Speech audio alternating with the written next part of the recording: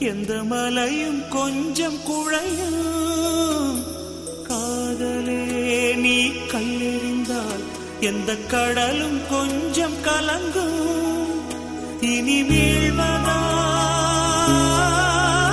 இல்லை வீழ்வதா, உயிர் வாழ்வதா இல்லை போவதா, அமுதென்பதா விஷம் என்பதா, உன்னை அமுத விஷம் என்பதா.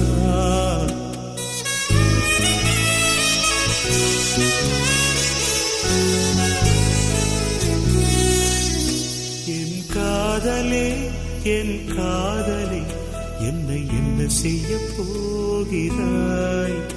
நான் ஓவியன் என்று தெரிந்தும் நீ